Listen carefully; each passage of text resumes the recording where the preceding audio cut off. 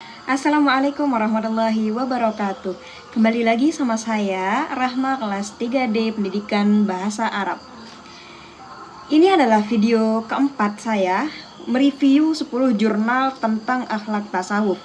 Tapi kali ini saya akan mereview tentang akhlak, moral, dan kesusilaan dalam perspektif Islam modern. Baik, kajian tentang akhlak dalam tradisi Islam menempatkan konsep ini sebagai pondasi paling mendasar dalam pembentukan perilaku, karakter pribadi, sekaligus kualitas sosial suatu masyarakat.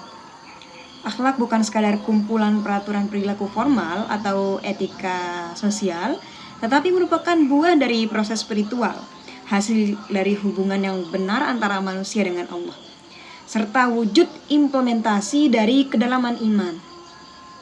Karena itu, akhlak menempati posisi sentral dalam dakwah Islam. Para ulama menegaskan bahwa dakwah yang paling efektif bukan hanya melalui lisan, tetapi melalui keteladanan akhlak. Sebuah strategi yang telah dicontohkan oleh Rasulullah SAW sebagai uswah hasanah. Akhlak yang luhur mampu membentuk kepribadian Muslim yang stabil secara mental, matang secara emosional, dan bersih secara spiritual. Dalam konteks kehidupan bermasyarakat, akhlak menjadi penopang terciptanya harmoni sosial. Ia menumbuhkan rasa saling percaya, keadilan, kasih sayang, kesetaraan, dan rasa aman. Disinilah akhlak menjadi dimensi yang tidak hanya membangun individu, tetapi juga peradaban yang beradab.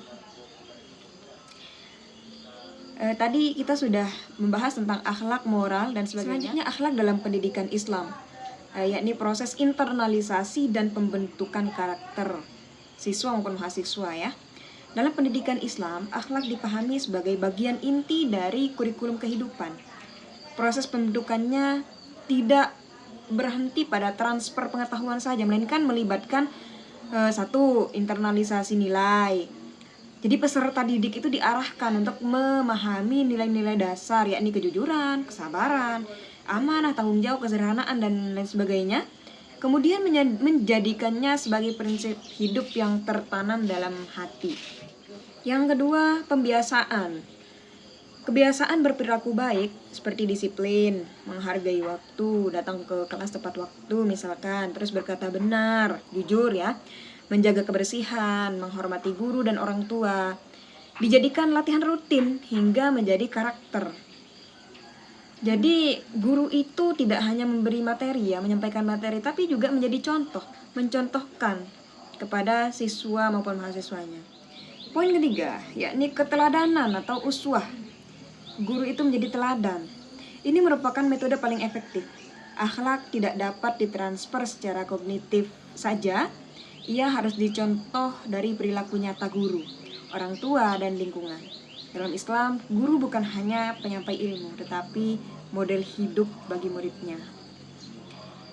Pendidikan akhlak dalam Islam bertujuan membentuk pribadi yang utuh, yaitu manusia yang integratif antara kecerdasan intelektual, kecerdasan spiritual, dan kecerdasan moral.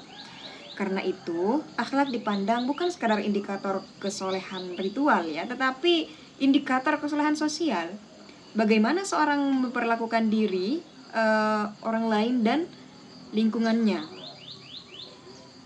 Nah, model moral Qur'ani, yakni keteladanan Nabi Ibrahim dalam surah Maryam ayat 41-50.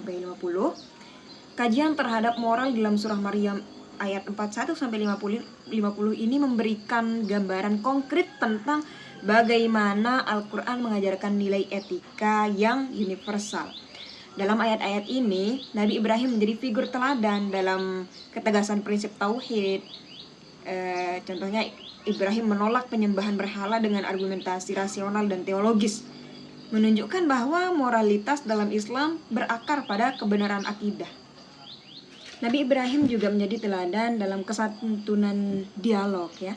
Meski menolak ide ayahnya, Nabi Ibrahim tetap berbicara dengan penuh kelembutan, menggunakan kata-kata yang halus, menunjukkan bahwa ketegasan tidak harus menyakiti.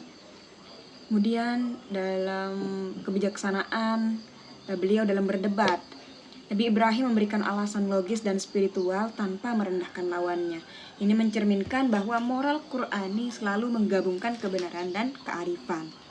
Kemudian ya, pada kesabaran beliau menghadapi tekanan sosial. Jadi di tengah perbedaan keyakinan dan ancaman, Nabi Ibrahim tetap tenang dan konsisten. Ini menunjukkan bahwa akhlak dan moral membutuhkan kedewasaan jiwa serta keteguhan hati. Figur Nabi Ibrahim ini menunjukkan bahwa moral dalam Islam tidak hanya normatif, tetapi aplikatif. Bagaimana perilaku benar tetap dikedepankan dalam situasi tegang dan penuh tantangan. Selanjutnya kita akan bahas mengenai kesusilaan dan moralitas Islam, yakni sistem nilai yang menyeluruh. Dalam perspektif Islam, kesusilaan atau adab bukan hanya menyangkut sopan santun formal, tetapi cara pandang terhadap perilaku kehidupan. Ia melibatkan hubungan manusia dengan 3 dimensi. Yang pertama, hubungan dengan Allah, melahirkan sikap taat, syukur, tawakal, dan takut berbuat dosa.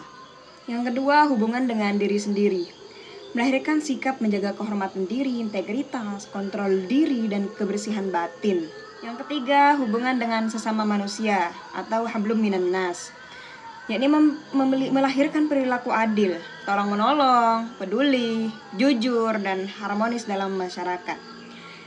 Kesusilaan dalam Islam bersifat menyeluruh, tidak parsial ya. Ia mencakup cara berbicara, cara berpakaian, adab, cara makan, cara berinteraksi sosial, hingga etika bekerja dan bermedia sosial. Nilai-nilai ini menjadi pondasi peradaban Islam klasik yang dikenal santun, manusiawi, dan beradab. Jadi kesimpulan dari 10 jurnal yang telah saya kaji, yakni yang pertama, akhlak adalah inti ajaran Islam. Ia merupakan cerminan dari kualitas iman dan menjadi jantung dakwah Islam.